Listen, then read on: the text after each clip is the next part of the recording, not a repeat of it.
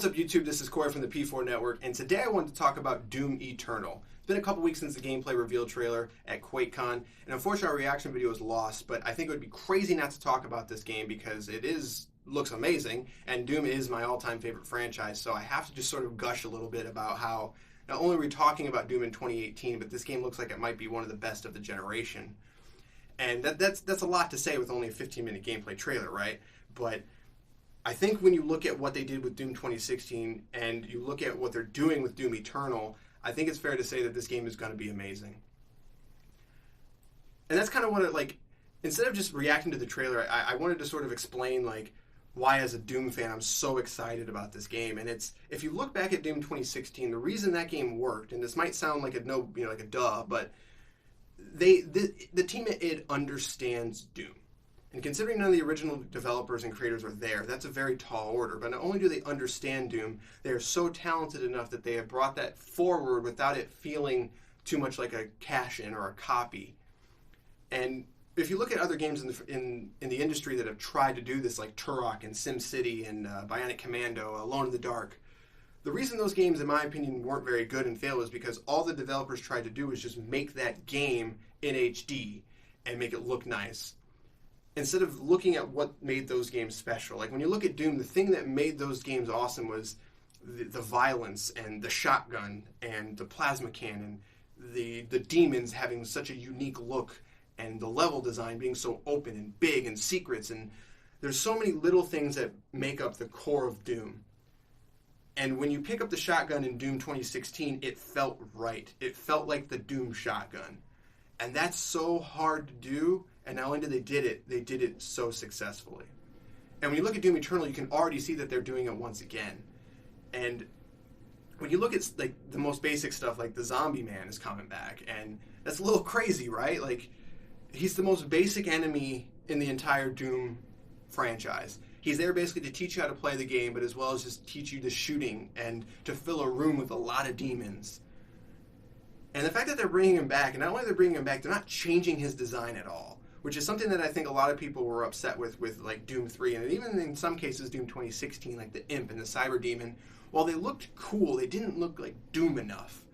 And they're bringing back Zombie Man. They're not changing him, but they're also redesigning the Mancubus. But the paint element looks awesome. The Archvile looks awesome. I've said awesome a lot. They all just look cool, but they look like Doom. And as well as bringing back more stuff forward, like the Doom lore in Doom 2016 is nuts, right?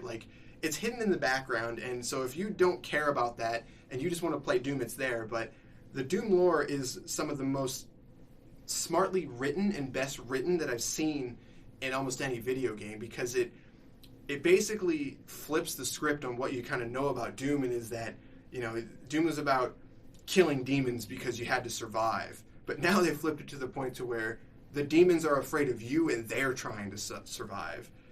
And the game is so good at teaching you and showing you just how much that your number one goal is to murder everything, and they are terrified of you.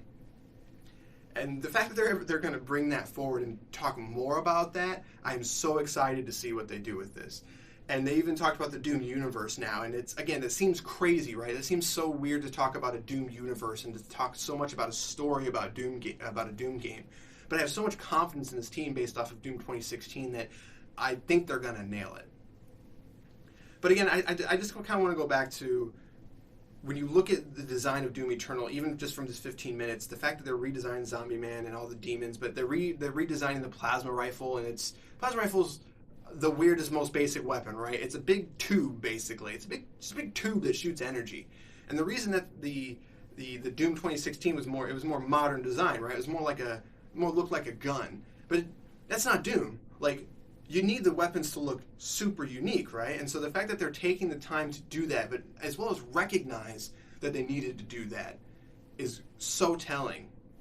But when you also look at the gameplay, they're adding more glory kills, which again are important to Doom 2016, but it ups that violence factor that Doom was so iconic for.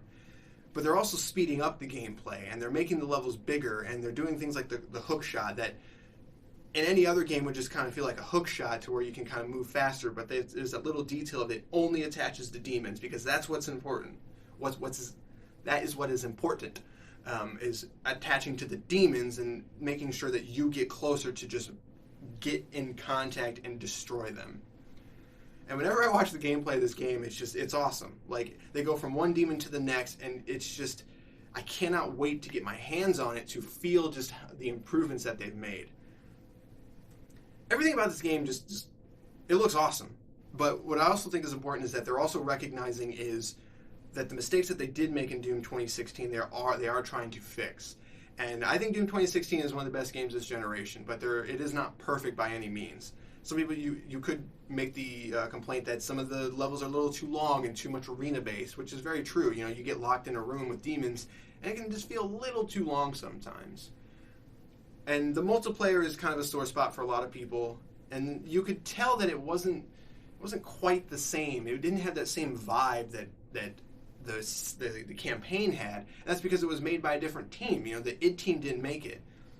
So it is making it this time, and I think that's a very important detail in that when you've got the people that are making the game, that, you know, making the heart of the game in the campaign, if they're not making the multiplayer, how are they supposed to really make something that meshes well? And so the fact that they're taking the time to put more resources into this to make sure they do it right is extremely important.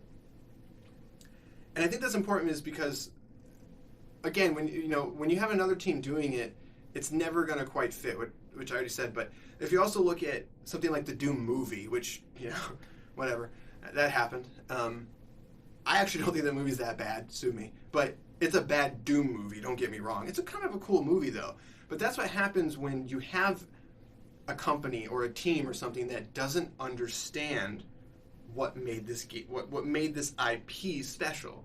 And so they made a movie about Doom that they thought they understood what Doom was. They thought it was the dark corridors and the monsters looking, you know, weird and just about guns, and it was a military game. And it's like, no, like you completely missed the mark on what made Doom special, and you can 100% tell. The BFG shot wasn't green. Like, you had one job with the BFG, and it's to make the shot green, and you didn't. That is the biggest tell to me that you don't understand Doom. To wrap this up, me talking about Doom Eternal, or basically gushing about it for however long, as a fan, I am biased for sure. I mean, I can't deny that, but as a video game fan, I think it's fair to say that this game is shaping up to be possibly the defining shooter of this generation, which is crazy to talk about considering just the iconic nature of Doom and what it did in the 90s, and the fact that when it comes to first-person shooters, this generation, there isn't really any standouts. You know, maybe Titanfall 2 in some situations, but I think it's fair to say that Doom and maybe Wolfenstein are the first-person shooters to play. But everything from the double-barrel shotgun to the zombie man to the Archvile to the story to whatever that they've shown, this game looks amazing, and I cannot wait to get my hands on it. Hopefully it'll be in 2019. We don't exactly know yet. I hope it's 2019. We'll see.